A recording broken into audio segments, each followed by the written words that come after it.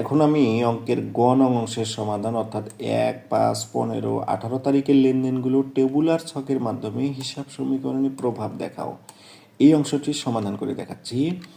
আমার এই চ্যানেলের প্রত্যেকটি ভিডিও ধারাবাহিকভাবে আপলোড করা হয়েছে। আমি শিক্ষার্থীদের বলবো, অবশ্যই যদি তোমরা হিসাব বিজ্ঞান সম্পর্কে একটু জ্ঞান অর্জন করতে চাও এবং শিখতে চাও, তাহলে আমার চ্যানেলের ভিডিওগুলো তোমরা নিয়মিতভাবে দেখতে পারো।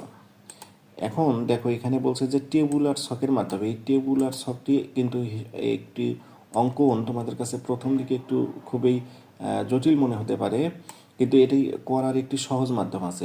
সেটির মাধ্যম হচ্ছে, তোমাকে আগে এই অঙ্কটির ফার্স্ট টু লাস্ট অর্থাৎ প্রথম থেকে শেষ পর্যন্ত পড়তে হবে।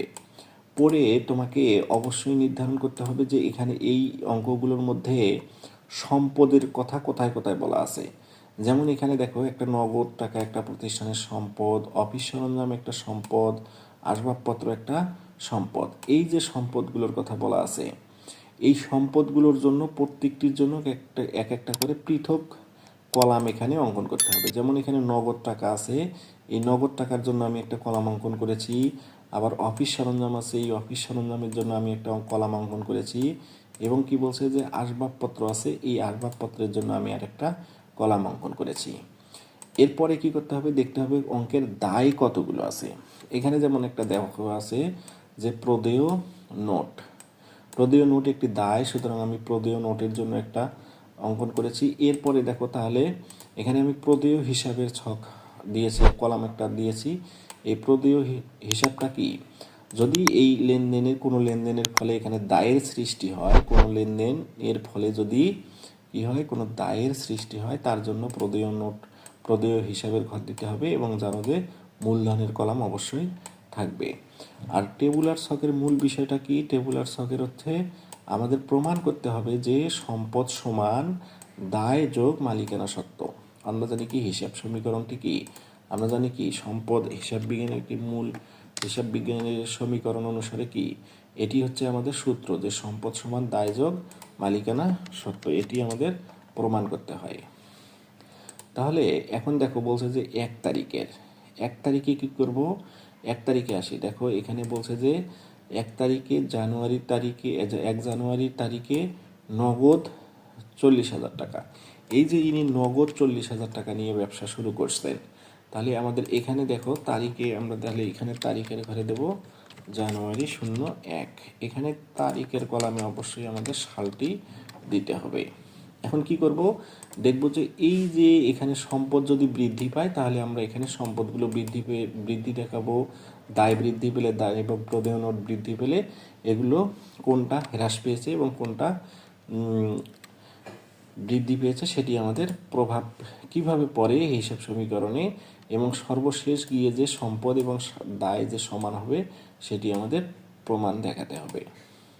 তাহলে দেখো, এখানে নগদ টাকা আছে, বলছে যে 2,40,000 টাকা। তাহলে ইনি নগদ টাকা আনয়ন করেছেন 2,40,000 টাকা, আমরা নগদের ঘরে দিলাম।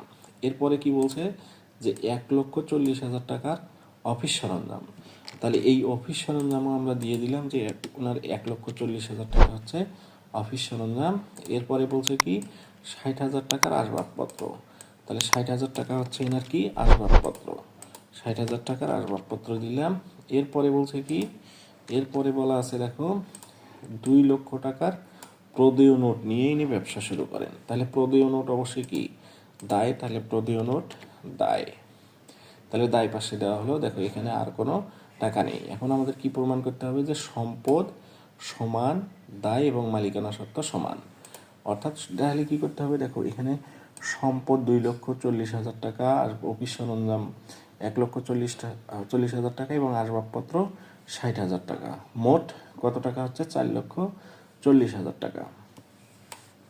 কিন্তু এখানে দেখো সমান সমান চিহ্নের বাম পাশে আমাদের সম্পদের পরিমাণ হচ্ছে 4,40,000 টাকা, কিন্তু দায় পাশে যখন আমরা আসতেছি তখন দেখতে পাচ্ছি যে দায়ের পরিমাণ শুধু কত টাকা, 2 লক্ষ টাকা।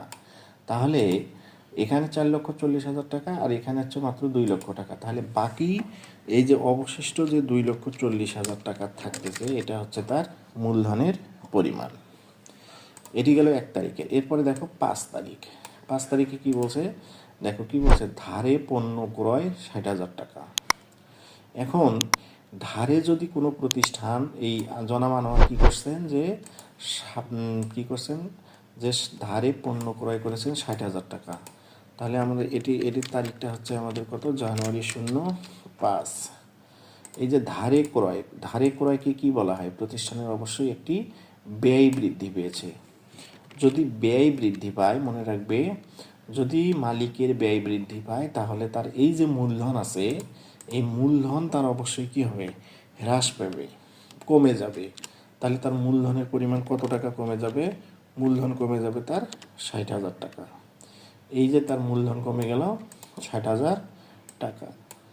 এই যে এবং একই সাথে কি হয়েছে, ধারে ক্রয় করছে, এই ধারে ক্রয়ের ফলে তার কি হবে, আবার ধারে ক্রয়ের ফলে তার যে পাওনাদার বৃদ্ধি পাবে। তুমি যদি কোনো কিছু ধারে ক্রয় করো অবশ্যই কি হবে, তোমার পাওনাদারের পরিমাণ অবশ্যই কি হবে, বৃদ্ধি পাবে। ধারে যদি কোনো কিছু তুমি ক্রয় করো তোমার অবশ্যই কি হবে, পাওনাদারের পরিমাণ বৃদ্ধি পাবে। তাহলে পাওনাদার কত টাকা বৃদ্ধি পাবে, যত টাকা তুমি ধারে কিনছো তত টাকাই তোমার পাওনাদারের পরিমাণ বাড়বে। তাহলে পাওনাদারও বাড়বে তোমার 60,000 টাকা। তাহলে 60,000 টাকা কি হলো, 60,000 টাকার পাওনাদার বৃদ্ধি পেল। এবং একই সাথে কি হয়েছে, একই সাথে তোমার মূলধনও কমে গেছে। অর্থাৎ এই যে ধারে ক্রয়ের ফলে যে ব্যয় বৃদ্ধি পেয়েছে, ব্যয় বৃদ্ধি পেলে অবশ্যই তোমার মূলধনের পরিমাণ কমে যাবে এবং প্রদেয় হিসাব অর্থাৎ তোমার পাওনাদারের পরিমাণ বৃদ্ধি পাবে। এখানে কমানোকে আমরা প্রথম বন্ধনী দ্বারা প্রকাশ করেছি। এরপরের তারিখে আসো, এরপরে বলছে 15 তারিখ। তাহলে এখানে আমরা তারিখের ঘরে আসি, যে জানুয়ারি 15 তারিখে কি বলছে দেখো, 5 তারিখে ক্রয়কৃত মালের অর্ধেক নগদে পরিশোধ। তাহলে 5 তারিখে আমরা কি করেছি, 5 তারিখে ধারে পণ্য ক্রয় করেছি 60,000 টাকা। এর কি করা হয়েছে, যে ক্রয়কৃত মালের অর্ধেক নগদে পরিশোধ করলাম। তাহলে তুমি যদি পাওনাদারকে কি করছো, নগদে পরিশোধ করছো, তাহলে নগদের পরিমাণ, তোমার পাওনাদারের পরিমাণ এখানে কত ছিল 5 তারিখে, 60,000 টাকা। তাকে কত টাকা দিচ্ছ, অর্ধেক মানে কি 30,000 টাকা। তাহলে 30,000 টাকা পরিশোধ করলে কি হবে, পাওনাদারের পরিমাণ 60,000 ছিল, 30,000 টাকা পরিশোধ করতেছ। তাহলে 30,000 টাকা তোমার কমে যাবে, পাওনাদারের পরিমাণ 30,000 টাকা কমে যাবে। এই কমে যাওয়াকে আমরা প্রথম বন্ধনী দ্বারা প্রকাশ করলাম।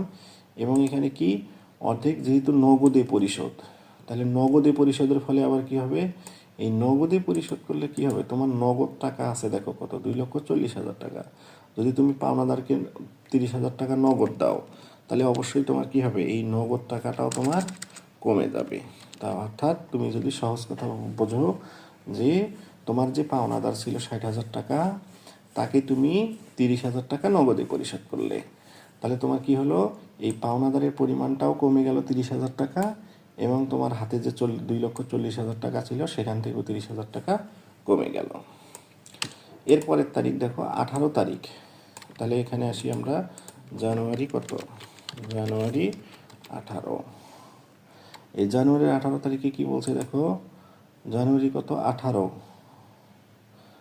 এটা জানুয়ারি 18 তারিখের বলছে যে কমিশন পাওয়া গেল। এইটা হচ্ছে 18 তারিখের আমাদের হিসাব, কমিশন পাওয়া গেল 8,000 টাকা। এই যে কমিশন পাওয়া গেল মানে কি, আমাদের কাছ থেকে টাকা আসলো, অর্থাৎ আমাদের একটি আয় হলো। কত টাকা আয় হলো, কত টাকা আসলো কমিশন বাবদ আমাদের কাছে। ধরো তুমি একটি ক্রয় বিক্রয়কারী প্রতিষ্ঠানের হয়ে কাজ করো এবং তুমি কমিশন পেলে কত টাকা, 8,000 টাকা। তাহলে তুমি যদি কমিশন পাও, সহজ কথা হচ্ছে তোমার কাছে নগদ টাকা আসবে। তাহলে কত টাকা আসলো, তোমার কাছে নগদ টাকা আসলো 8,000। এই 8,000 টাকাটা কি, আয়। যদি তোমার আয় বৃদ্ধি পায় তাহলে কি, সহজ কথা হচ্ছে তোমার তখন মূলধনও বৃদ্ধি পাবে। তাহলে যে আয় হলে কি হবে, আমাদের নগদ টাকা আসবে, নগদ তহবিলের পরিমাণ বৃদ্ধি পাবে, এবং আয়ের কারণে আমাদের কি, মূলধন বা মালিকানা সত্ত্ব আমাদের, এই যে মূলধন অবশ্যই আমার বৃদ্ধি পাবে। তো এই দেখো এখানে আমরা 4টি লেনদেনই সম্পন্ন করলাম। এখন এর পরবর্তী কাজটা হচ্ছে আমাদের কি, এখানে দেখো যোগ বিয়োগের কাজ। এই যোগ বিয়োগটা কীভাবে করব, এই যোগ বিয়োগটা আমাদের করতে হবে। দেখো এখানে 2,40,000 টাকা হচ্ছে আমাদের যোগ, এবং 8,000 টাকা হচ্ছে যোগ। তাহলে 2,40,000 আর 8,000 যোগ করব, এখান থেকে কি 30,000 টাকা আমরা কি করব, বিয়োগ করব। তাহলে যেটা আমরা পাওনাদারকে পরিশোধ করছি।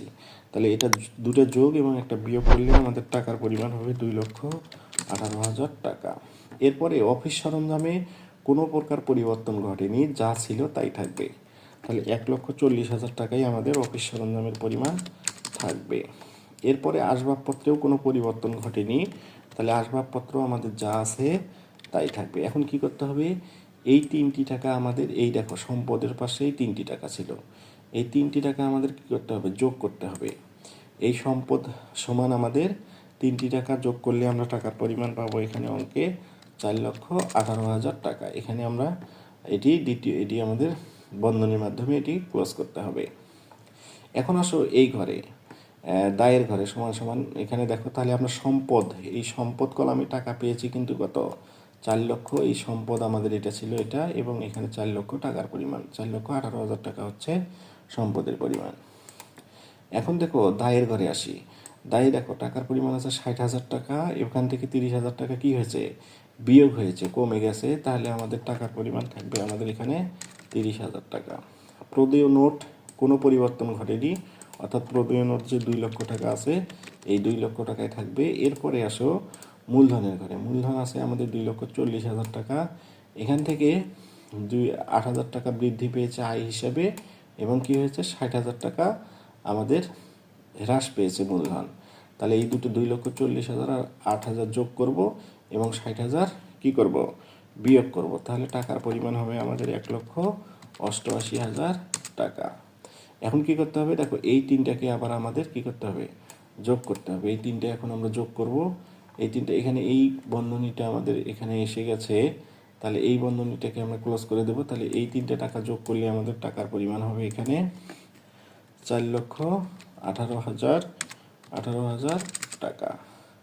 তাহলে দেখো সম্পদ ছিল আমাদের 4,18,000 টাকা, এবং আমাদের দায়ও হয়েছে 4,18,000 টাকা।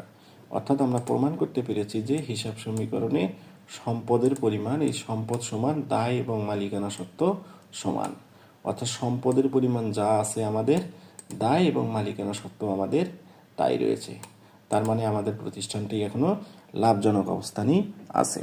তো ধন্যবাদ, এই ছিল আজকের আমাদের ভিডিও। পরবর্তী ভিডিওতে আসছি আমি পরবর্তী কোনো বোর্ড প্রশ্নের সমাধান নিয়ে। ততক্ষণ পর্যন্ত আমার চ্যানেলটি অবশ্যই সাবস্ক্রাইব করে আমাকে একটু সমর্থন দেবেন বলে আমি